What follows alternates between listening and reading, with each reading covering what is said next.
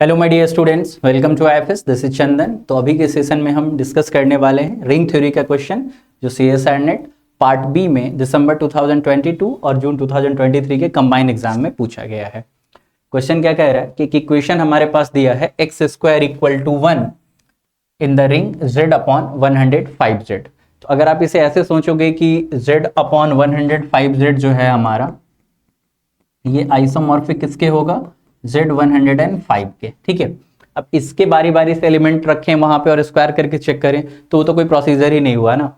तो इसका standard procedure क्या होगा आपके लिए कि सिंपली देखो, सेकंड पावर करके हमें क्या चाहिए, यूनिटी चाहिए। मतलब कहीं ना कहीं हम सेकंड ऑपरेशन में डील कर रहे हैं। ठीक है, तो Z 105 जो है ये एक रिंग है, तो फिर यूनिट्स का कलेक्शन जो होगा यहाँ पर वो क्या करेगा, सेकेंड ऑपरेशन में एक ग्रुप बनाएगा। ठीक है, तो यूनिट्स का जो कलेक्शन होगा Z 105 का, वो सेकेंड ऑपरेशन में जो ग्रुप बनाएगा वो किसके आइसोमॉर्फिक होगा। तो उसके लिए आपको क्या करना है, 105 का फैक्टराइजेशन करना है।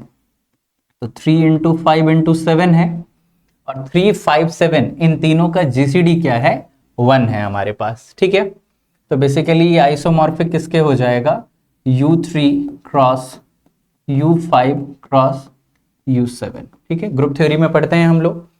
तो ये किसके आइसोमॉर्फिक हो जाएगा, basically Z2 cross Z4 cross Z6, कुछ इस तरीके से। तो अब जो हमारा यूनिट्स का कलेक्शन जो ग्रुप बना रहा है सेकेंड ऑपरेशन में, वो किस ग्रुप के आइसोमॉर्फिक हो गया, Z2 cross Z4 cross Z6 के। और आपके पास इक्वेशन क्या दिया गया है, एक्स स्क्वायर इक्वल टू 1। तो ग्रुप थ्योरी में आपने क्या पढ़ा कि अगर x to the power n identity होता है तो ऑर्डर ऑफ x डिवाइड करता है n को। तो एक्स स्क्वायर इक्वल टू 1 का मतलब ऑर्डर ऑफ x डिवाइड करेगा 2 को।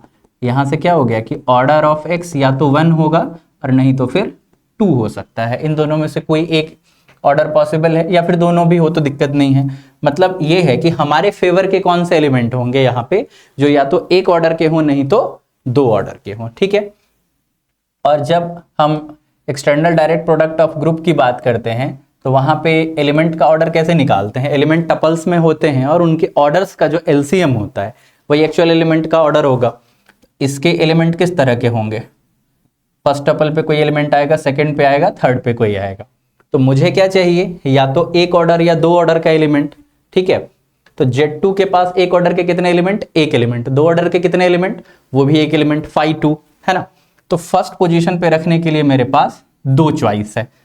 ठीक है, यहां पे कोई एलिमेंट होगा जिसकी की 2 चॉइसेस है मेरे पास रखने के लिए। Z4 के पास भी एक ऑर्डर का एक एलिमेंट और 2 ऑर्डर का एक एलिमेंट, तो यहां के लिए भी 2 चॉइस है मेरे पास। और थर्ड पोजीशन पे भी Z6 में एक ऑर्डर का एक, 2 ऑर्डर का एक एलिमेंट, तो इस तरह से 2 चॉइस।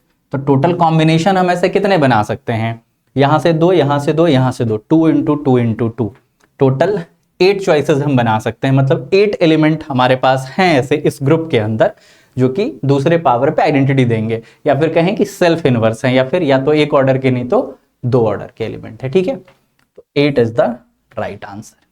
Thank you.